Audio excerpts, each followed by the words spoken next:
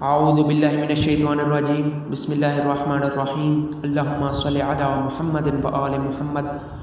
رسول خدا صلی اللہ علیہ وآلہ وسلم کی زبانی حوض کوثر کے اوصاف کیا ہیں؟ حوض کوثر اصل میں جنت میں بہت ساری خوبیوں والی ایک نہر ہے جو اس حوض سے جاری ہوئی ہے۔ اس کے اطراف میں آسمان کے تاروں کی تعداد کے برابر ظرف چنے ہوئے ہیں۔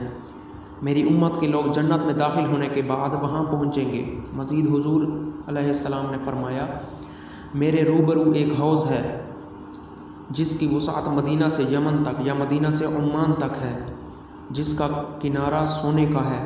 اس کا پانی برف اور دودھ سے زیادہ سفید، شہد سے زیادہ میٹھا اور مشک ہرن کے نافے۔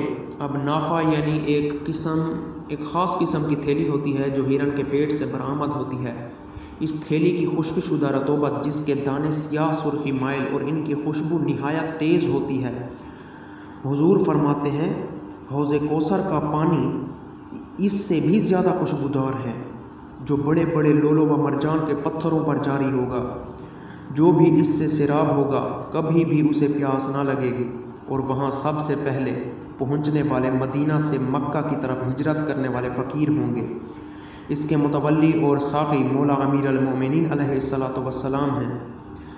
مومنین جام کوثر پینے کے بعد پیغمبر کے گرد جمع ہوں گے اور ایک دوسرے کے دیدار سے خوشحال ہوں گے۔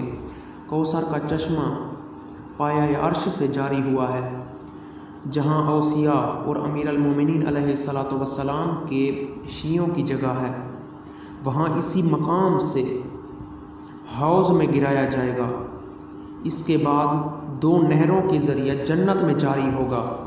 ہر پیغمبر کے لیے جنت میں ایک نہر ہے اور ہر پیغمبر اپنے حوض پر پہنچنے والوں کی کثرت کے ذریعہ ایک دوسرے پر فخر کرے گا، لیکن مجھے امید ہے کہ میرے حوض پر پہنچنے والے تمام انبیاء علیہ السلام سے کہیں زیادہ ہوں گے۔